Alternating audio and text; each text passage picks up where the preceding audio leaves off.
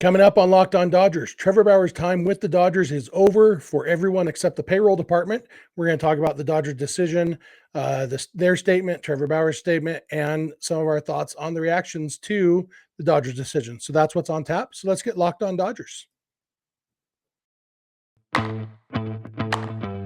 You are Locked On Dodgers, your daily Los Angeles Dodgers podcast. Part of the Locked On Podcast Network, your team every day.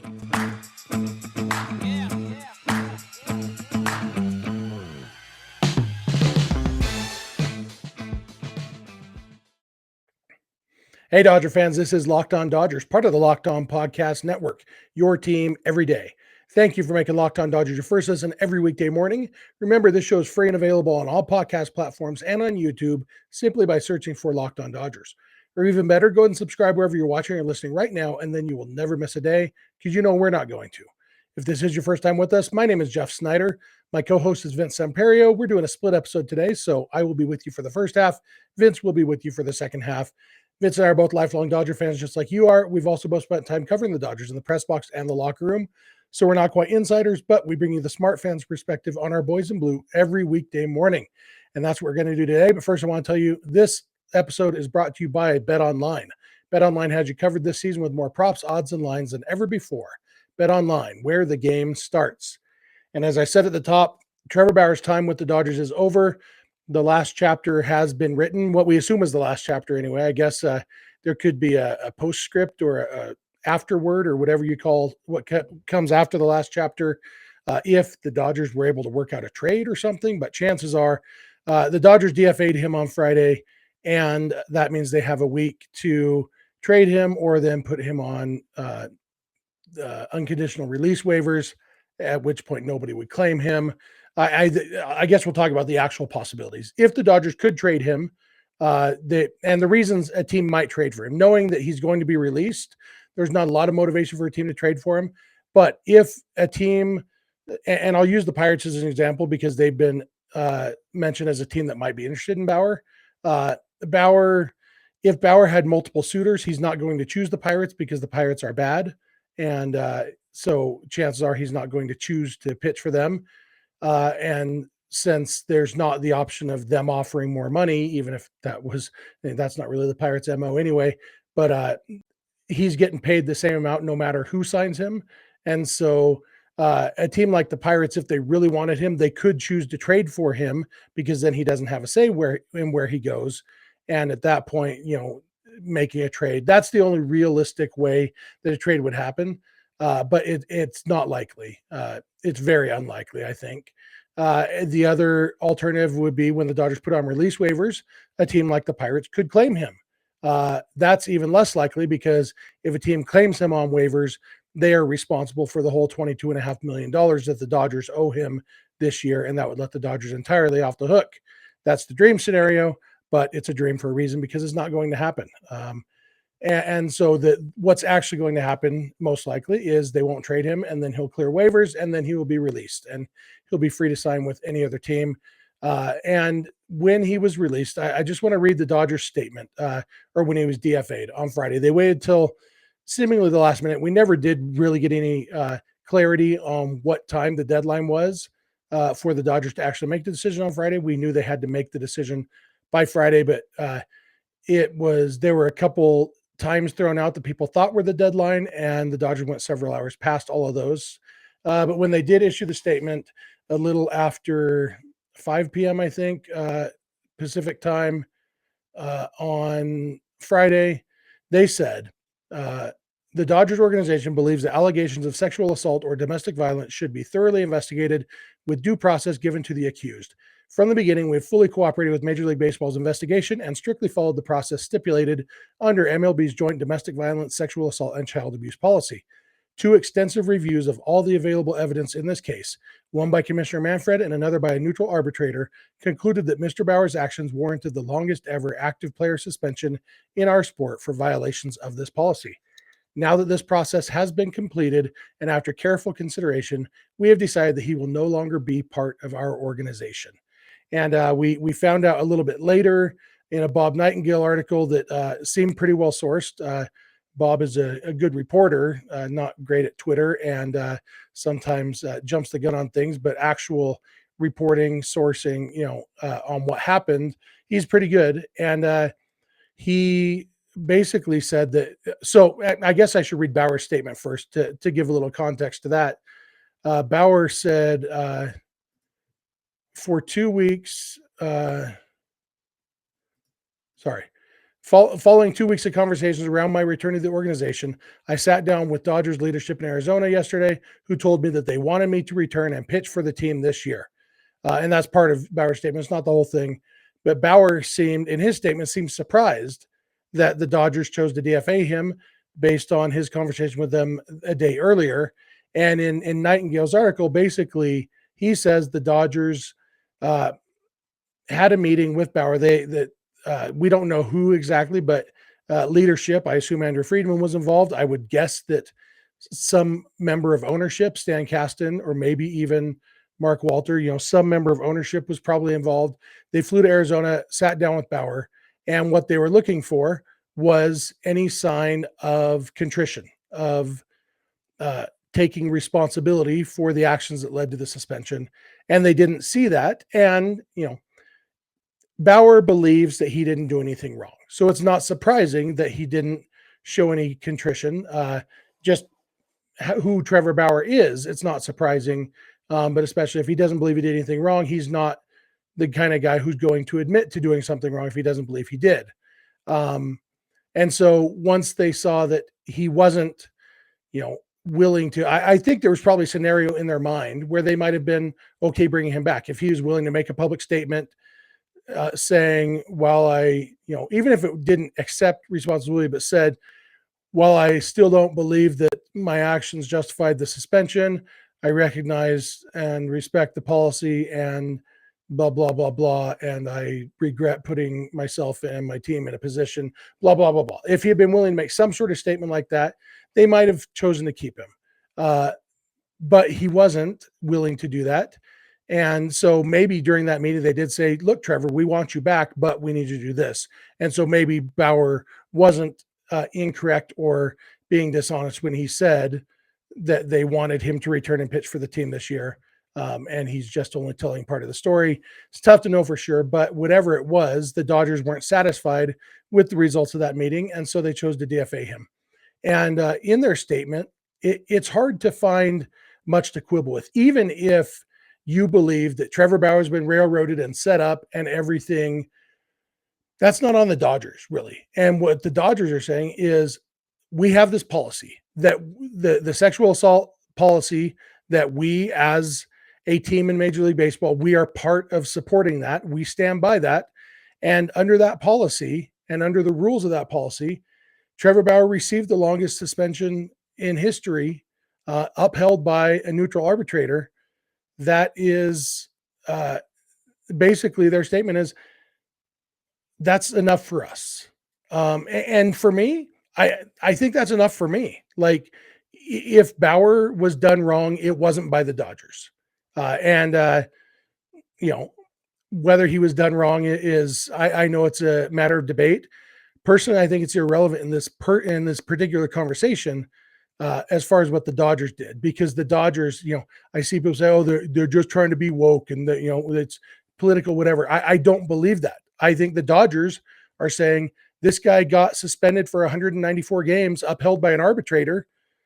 We can't have him back in our organization unless he can really make a case that he has changed or that something like that's not going to happen again. And people say, well, it's just one more year. He lasted 4 months the first time. It's there's just way too much risk involved from a Trevor Bauer standpoint. And the Dodgers, in my mind, did the only responsible thing. Whether they believe that he was guilty or not, he was suspended for it. It was upheld by an arbitrator, and that's what they have to act on. Not, that it would be irresponsible of them to try to relitigate that and do their own investigation, because that's not their job. It's not even their right. They don't have the power or the resources to do that. And so they are bound by the policy and how that works. And so they made the right decision for their organization, regardless of what you think Trevor Bauer did or didn't do. I'm going to come back in a minute. I'm going to talk a little bit about some of the responses, specifically Ken Rosenthal's response, which I thought was ridiculous. And I'm going to tell you why. So thank you for making Locked On Dodgers your first listen every weekday morning, and please keep it Locked On Dodgers. This episode is brought to you by BetOnline. BetOnline.net is your number one source for sports betting, info, stats, news, and analysis. Get the latest odds and trends for every professional and amateur league out there. From pro football to college bowl season to basketball and everything else, we've got it all at BetOnline.net. If you love sports podcasts, you can even find those at BetOnline as well. We're always the fastest and easiest way to get your betting info. Head to the website today or use your mobile device to learn more. BetOnline, where the game starts. I am back. I want to thank you again for making Locked On Dodgers your first listen every weekday morning. When you're done here for your second listen, check out Locked On MLB Prospects. Host Lindsey Crosby is a prospect encyclopedia, and he's going deep on the MLB stars of tomorrow. It's free and available wherever you get your podcasts. All right, so I mentioned going into the break, I want to talk a little bit about the reactions to the Dodgers decision.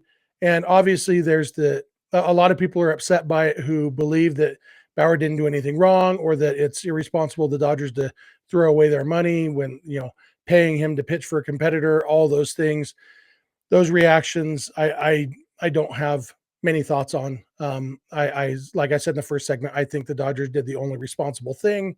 And I am okay that some people will disagree with me on that. I hope we can still be friends. Ken Rosenthal wrote an article. The headline is, "The Dodgers' decision to cut ties with Trevor Bauer shouldn't have been difficult at all." This is kind of the definition of begging the question, which is a lot of people think use begging the question incorrectly. There's English degree nerd stuff. Begging the question doesn't mean raising a question. It means presenting a question as if the answer is already understood. A common example is, how has your life changed since you stopped beating your wife? Meaning, it's the assumption that you used to beat your wife is built into the question, which isn't necessarily fair. This headline implies that it was a difficult decision for the Dodgers, and that it has not been proven. And Bob Nightingale's article says that the Dodgers made the decision basically a year and a half ago that Bauer was not going to play for them again. And they went through the motions of giving him a last chance, and were willing to change their mind if he showed contrition, but he didn't. So anyway, I just want to read a little bit of Rosenthal's article and then quibble with it. He says, "So here's the risk, if you want to call it that, the Dodgers took on Friday by making, in my opinion, the right call by cutting ties with Trevor Bauer. The Padres, the Dodgers' biggest threat in the NL West, can now sign Bauer for the $720,000 minimum salary. The Dodgers would owe Bauer the rest of the $22.5 million he's due, potentially paying him to beat them for both the division title and National League pennant." To which there's only one logical response: who cares? All teams want to win. All teams shudder at helping a rival. But every so often, professional sports executives must ask themselves, who are we? What do we stand for? The Dodgers, until Friday's deadline to part with Bauer or reinstate him to their active roster, repeatedly failed to provide adequate answers about the pitcher. Even when they released him, they delayed their decision practically to the last minute as they fretted over the potential competitive disadvantage, according to sources briefed on their thinking, but not authorized to speak on the matter publicly. And that wasn't all. The Dodgers issued a statement announcing their decision on Bauer, but still have yet to say they will not tolerate the behavior that prompted his suspension. Bauer, meanwhile, issued his own statement saying, "The Dodgers leadership told me that they wanted me to return and pitch for them this year." If that is true, and a Dodgers official said it was not, the Dodgers' desire to keep Bauer might have hinged on him agreeing to several conditions, or he perhaps refused to meet. He has yet to apologize or show any hint of remorse. Okay, that's the end of the quote from Rosenthal. I think it's a brain dead comment that when he says the Dodgers have yet to say they will not tolerate the behavior that prompted his suspension, they just threw away $22 million to give away a guy who could have helped them this year. If that's not a statement that they don't tolerate the behavior, what the crap is it, Rosenthal? If you need the Dodgers to issue a press release saying, "We think sexual assault is bad," then you're a freaking moron. And I'm sorry, Ken Rosenthal, but this is a stupid thing you wrote. It's brain dead. It's just looking for something to be upset about, because everyone is against sexual assault. Even the people who do sexual assault are against it in principle. Everyone, every major league team, by being a party to the league's policy on sexual assault, has taken a public stand that they are against sexual assault. The Dodgers have done one thing more than that. A year and a half ago, when people like Ken Rosenthal, specifically Ken Rosenthal and others, were crying for the Dodgers to immediately release Bauer when the allegations came down, the Dodgers respected the league's policy on sexual assault so much that they abided by it, even when people like Ken Rosenthal were complaining about it. That's how much the Dodgers stand against sexual assault, that they support the policy that is designed to root it out of the game. Even when Ken Rosenthal is mad and would feel better if they had released him a year and a half ago in violation of the league's sexual assault policy. Because in Ken Rosenthal's world, the correct answer to one guy violating the league's policy on sexual assault is for his team to also violate the policy. Guess what? That's dumb. And I don't swear, and we don't swear on this podcast, but I encourage all of you to hear the tone of my voice and insert whatever swear words you think are appropriate here to describe how dumb that is.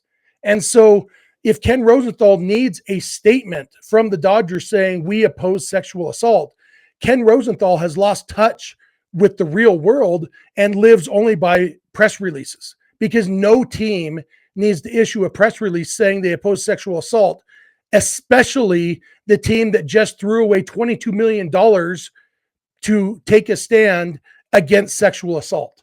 It's ridiculous. And your sources that tell you that the Dodgers were worried about the competitive disadvantage, they don't mean anything to me, Ken Rosenthal, because the Dodgers in the end made the decision that shows how they feel about sexual assault allegations, how they feel about a guy who, according to the league's policy, has been proven guilty. And guilty is a loaded word. I don't mean legally guilty. Don't tell me I mean legally guilty, commenters.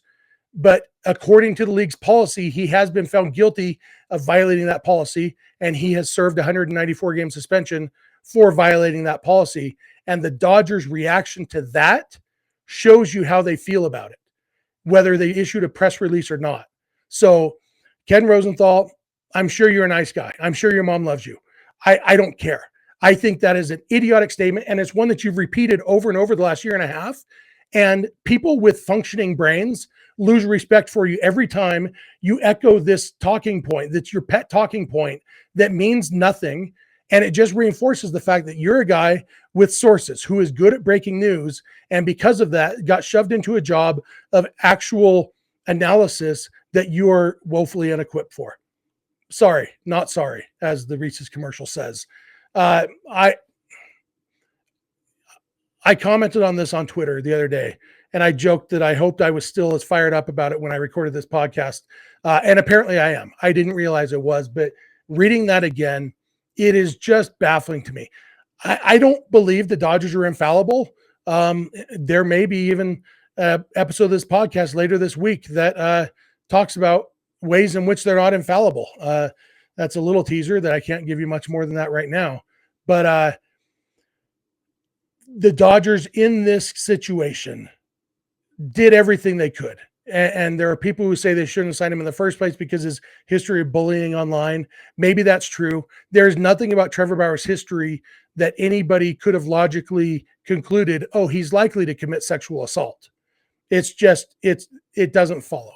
And so once he was under contract and the allegations came down, people cried when the allegations came down, said the Dodgers need to announce right now that he won't be making his start 4 days from now. That would have been a violation of the league's policy if they had done that.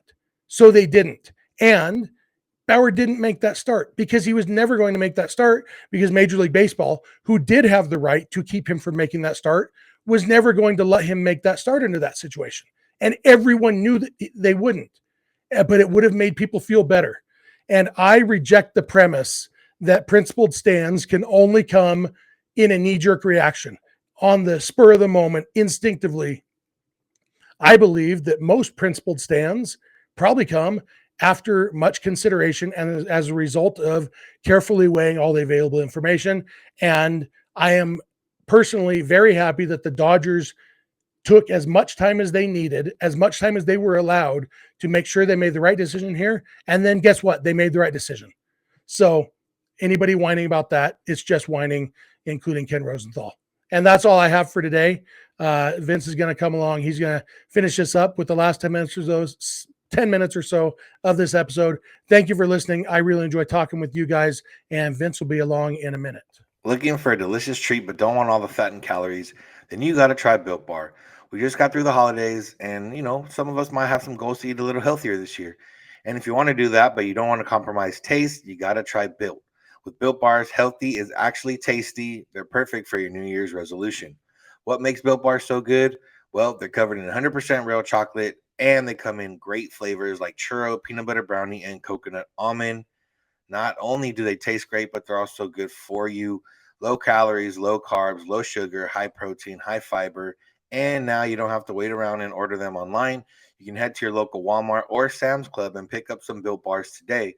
That's right. Head to your nearest Walmart today. Walk to the pharmacy section and pick up a 4-bar box or a 13-bar box, whatever you need, whatever you want. Built Bar can do it for you, and now they're local. So go get yourself some Built Bars and thank us later. Yo, Dodge fans. Vince here to close out the episode. And, Jeff pretty much covered what happened in the Trevor Bauer, decision. And I'm sure there'll be a couple more things we talk about, not directly regarding Trevor Bauer, but more so,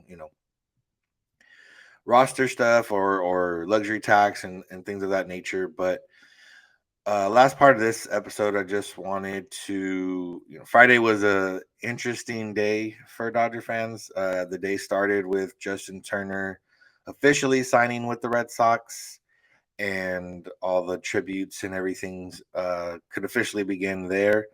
And the Dodgers released a video over 4 minutes long, I believe. Just Justin Turner moments, Justin Turner everything.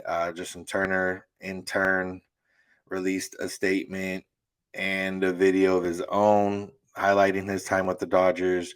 And it's different. It's always funny when some of these deals end up happening. When Justin Turner was first reported that he was going to sign with the Red Sox, people started pouring out emotions and things of that nature on social media, and then you kind of forget about it. And then when it officially happens, that's when the team can finally acknowledge it. The team social media page acknowledges it. The player acknowledges it. But just want to read what Justin Turner put on his Instagram. He puts, "Dear LA, 9 years ago, I made a decision to come home back to LA to try to keep my career alive as a utility infielder for the Dodgers. I was excited for so many reasons, joining a historic franchise that saw players like Jackie Koufax, Fernando Drysdale, and Newcomb, legends like Lasorda, Jaime, and Vin Scully, not to mention the current cast of stars in Kershaw, Greinke, Beckett, Drake, Kemp, Kenleys, Gonzo, Hanley, and Wilson. Oh, and did I mention Don Mattingly, Tim Wallach, Rick Honeycutt, Davey Lopes, and Mark McGuire were on the coaching staff too? I walked into a clubhouse every day and had to remind myself that I belonged in the star-studded room. At the end of the day, I was just trying to make the club and prove to Ned Coletti that I was worth the gamble he took on me. And that's where this chapter began. To say that my life took a turn for the better the day I put on a Dodger uniform is an understatement. I had no idea the opportunity I was going to have to leave my mark on this storied franchise. I grew from a 25th man to an everyday third baseman to a two-time All-Star, thanks to you, the fans, to a World Series champion, and the biggest accomplishment of all, the Roberto Clemente Award winner. I married my amazing wife, Courtney, with a little help from Reverend Oral Hershiser. We started our foundation and have been blessed to meet so many amazing people in the community, both those who needed uplifting and those with generous hearts who wanted to help impact others. All of this happened while being embraced by so many Angelinos and Dodger fans across the world. I can't express how much putting on that Dodgers uniform has shaped my life in the best way possible. There aren't enough thank yous in a lifetime to express how grateful I am to every single person who was a part of making this chapter so special. My hope is that I was able to have just a fraction of the impact on you as you all have had on me. From ownership to the front office, coaches, strength and training staff, R&D, my teammates, the stadium workers, security guards, flight attendants, grounds crew, media, family, friends, and most importantly, the fans. Thank you. Thank you for embracing Court and I. Thank you for your unconditional love. And thank you for making this post so incredibly difficult to write. Until next time, JT.